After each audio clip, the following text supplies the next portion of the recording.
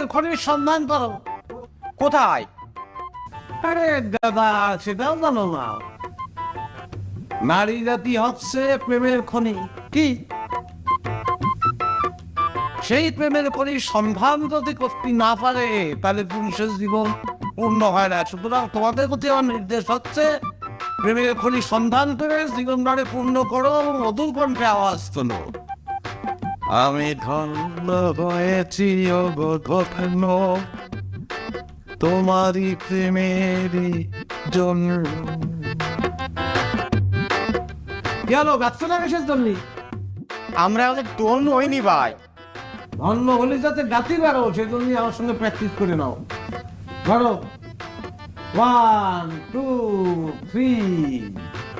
তোমারই পরশে যেন গো সোনা বউ, তোমারই পরশে যেন